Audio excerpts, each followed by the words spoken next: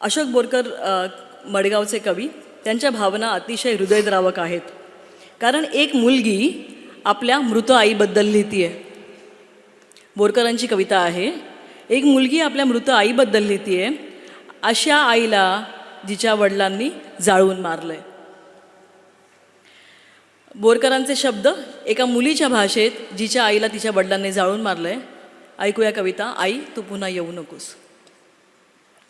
आई ग खूप खूप येते तुझी आठवण मला, आई ग खूप खूप येते तुझी आठवण मला, तरी देखील तू येऊ नकोस असंच सांगावं असं वाटतं तुला.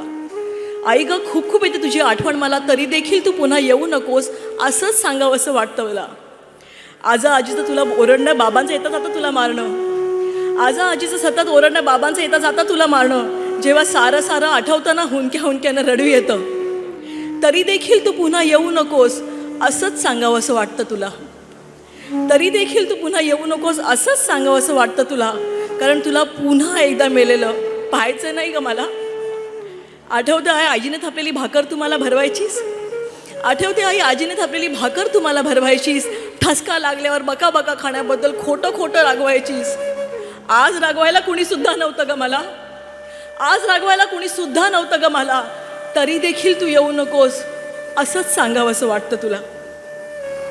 घडवंचीवरील ट्रंकेतलं तुझं जुनं लुगडं हाती लागलं, घडवंचीवरील ट्रंकेतलं तुझं जुनं लुगडं हाती लागलं, तेव्हा किती दिवसांनी तुझ्या कमरेला मिठी मारायचं सुख लाभलं. लुगड्याला डोळे पुसताना जेव्हा तोंडातून हुंका फुटला, लुगड्याला डोळे पुसताना जेव्हा तोंडातून हुळका फुटला, दरिद्री पोनीची दडबदी लक्षण म्हणत बाबांचा पाठीत रट्टा बसला. हातून लुगडं हिसकावून घेताना तुझा दुरावा पुन्हा अनुभवला, हातून लुगडं हिसकावून घेताना तुझा दुरावा पुन्हा अनुभवला, तरी देखील तू येऊ नकोस असंच सांगावं असं वाटतं तुला. तुझ्या आठवणीने का ग अशी रोज उशी भिजायची, तुझ्या आठवणीने का ग अशी रोज उशी भिजायची, तुझ्या कुशीची ऊब आता आठवणीतच अनुभवायची. घे ना ग आई मला तुझ्याजवळ बोलावून, घे ना ग आई मला तुझ्याजवळ बोलावून, देवाघरी शहाणी वागेना न सांगता आपणहून. वेड्यासारखी वागल्यास बाबा मलाही जाऊन मारतील का ग, वेड्यासारखी वागल्यास बाबा मलाही जाऊन मारतील का ग, देवाघरी यायचा मार्ग सोपा करून टाकतील का ग, वेड्यासारखी वागल्यास बाबा मलाही जाऊन मारतील का ग, देवाघरी यायचा मार्ग सोपा करून टाकतील का ग.